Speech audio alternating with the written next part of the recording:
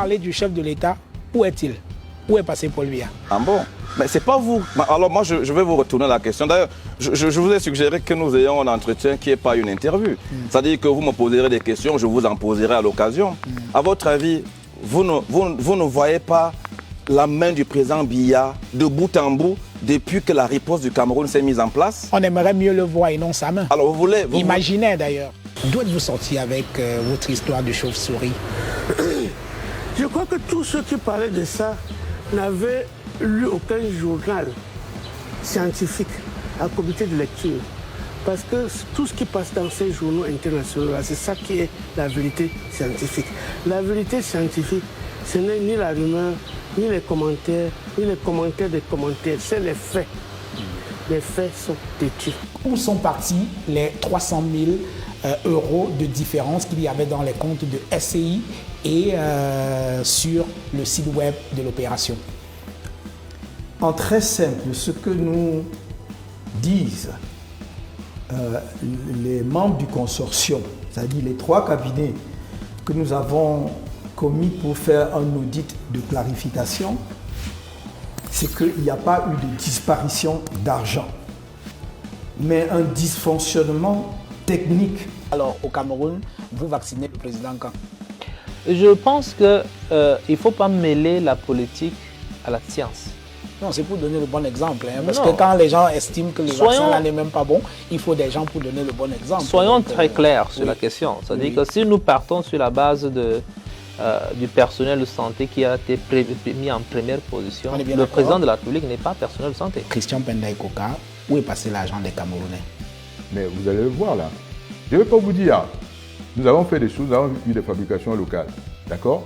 On a fabriqué des masques, on a fabriqué des gels hydroalcooliques. Est-ce que vous avez, à titre personnel, Maurice Kamto, participé à la gestion au quotidien de l'argent qui a été reçu d'une façon ou d'une autre? Absolument pas. Jamais, monsieur Jean-Bruno Tagne. Même ni au quotidien, ni au non-quotidien. Donc vous n'avez même pas vu passer 5 francs de cette affaire? Même pas en dessous de 5 francs. Au Gabon, on a vu Ali Bongo et son épouse se faire vacciner devant les caméras. Au Sénégal, ainsi de suite. Donc chez nous, bon alors, si le président n'est pas chaud pour se faire vacciner devant les caméras, même le Premier ministre...